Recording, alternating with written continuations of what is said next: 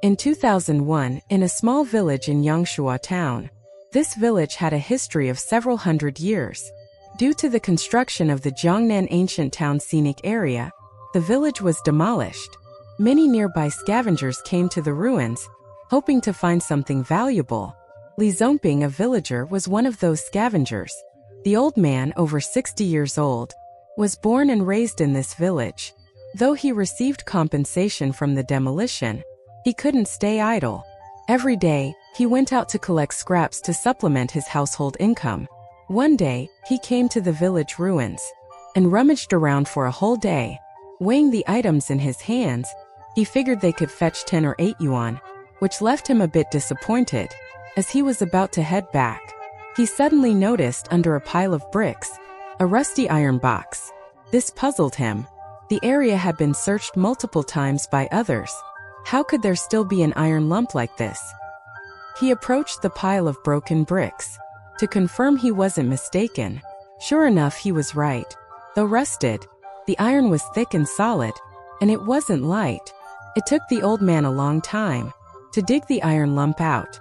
The iron box he uncovered was over a meter long, with a very strange shape. He had no idea what was inside, but it looked like it had some years on it. If it weren't for the demolition, no one might have ever found it. Old Li thought it could probably sell for a good price, so he loaded it onto his tricycle and pedaled home. Many villagers had rented houses in nearby towns as a temporary solution, but to save money, Old Li and his wife built a temporary shack at the edge of the village to live in for the time being. When Old Li returned home, his grandson happily shouted, "Grandpa," and ran toward him. His son and daughter-in-law were working in the city, coming back only once or twice a year. Seeing his dear grandson, Old Li turned around and unloaded the items from the tricycle. His wife saw the rusty iron box and found it very strange.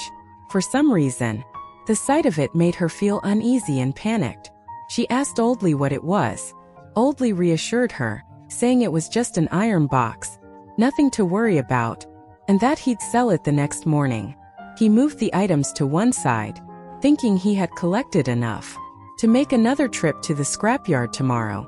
Each trip usually earned him 80 to 100 yuan, enough to supplement the household and buy some toys and snacks for his grandson.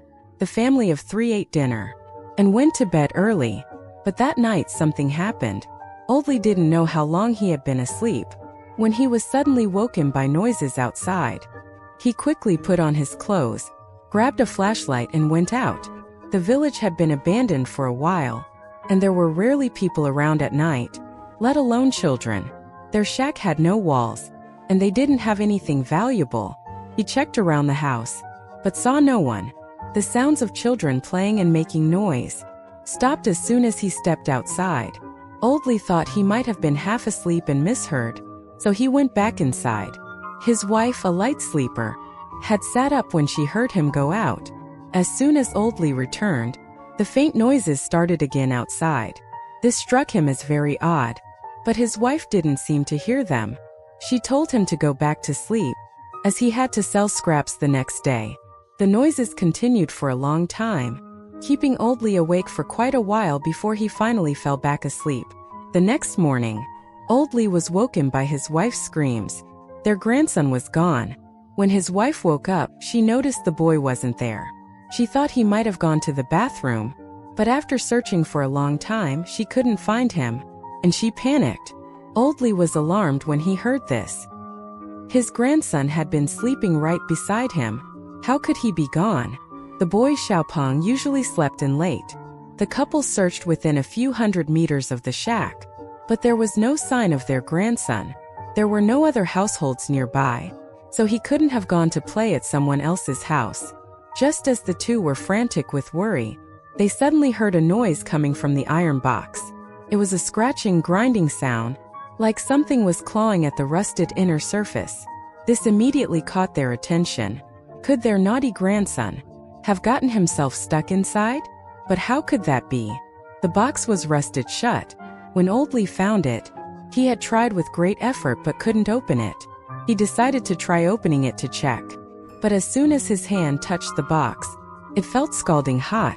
Without thinking, he grabbed it, and a searing pain shot through his hand, forcing him to pull back. At that moment, the box began to shake violently, as if someone inside couldn't bear the heat, and was kicking and struggling. His wife was convinced their grandson was inside, and urged Old Lee to open it quickly. Ignoring the burning heat, Old Lee endured the pain and pried the box open. Inside, they found their grandson, covered in burns all over his body. This terrified the couple. They rushed him to the county hospital like mad. After a day of emergency treatment, the boy's life was no longer in danger, but 70% of his body had sustained first and second-degree burns. Seeing their grandson wrapped in bandages, the couple was heartbroken.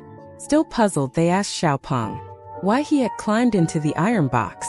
Lying on the hospital bed, Xiao Peng, with tears streaming down his face, said he didn't go in on his own. It was ghosts calling him. He said he woke up the previous night needing to use the bathroom. As he got up, he heard the sound of children playing and making noise outside. Though he found it strange, he wasn't scared. He got out of bed to relieve himself outside.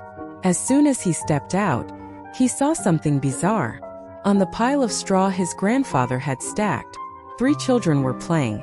When they saw Xiao Peng come out, they called him over to play with them. Strangely, the children's faces were pale and greenish, looking terrifying. But for some reason, Xiao Peng's body wouldn't obey him. He walked straight toward the 3 children, not even knowing how he climbed up the tall pile of scraps. Suddenly, the 3 children became horrifying. Their skin shriveled and rotted. Their hair fell out, as if they had been burned by fire. Their bodies were dehydrated, turning pitch black. Then their bodies burst into flames. Under the scorching heat of those flames, Xiao Peng's body grew hotter and hotter. Only then did he realize he was trapped in a small box, about to be burned to death. Xiao Peng recounted the terrifying ordeal, and the couple finally understood. The problem must be with that old iron box. Later, Old Lee learned through inquiries that the box was an old lover's box, used years ago for cremating children. It hadn't been used in recent years.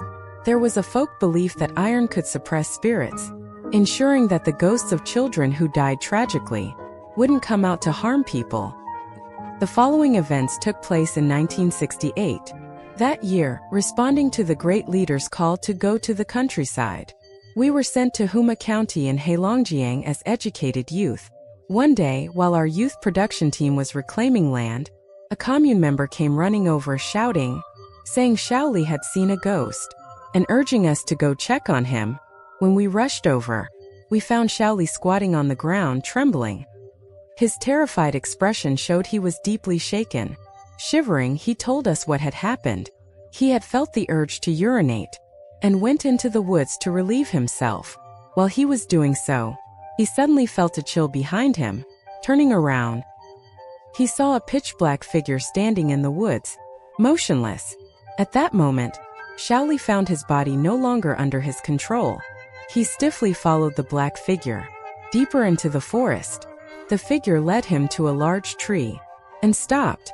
In the blink of an eye, he noticed several more identical black figures. Peering around the tree, they formed a circle, kneeling around the tree, as if performing some mysterious ritual. Shaoli felt compelled, as if summoned, to join them and kneel. Trembling, he walked over and tapped one of the figures on the shoulder. The group of black figures turned around. Their faces had no flesh, just skulls, their eyes staring lifelessly at Shaoli. Terrified, Shaoli let out a scream and ran back frantically, supported by the Iron Lady team leader, who gave Shaoli a harsh scolding, calling it feudal superstition.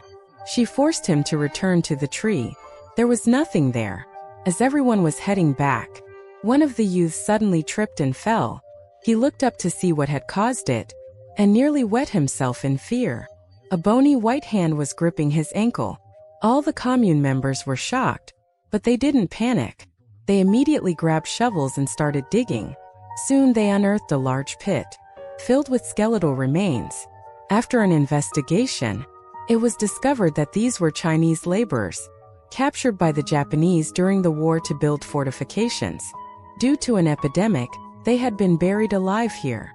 The Revolutionary Committee later built a grave for them,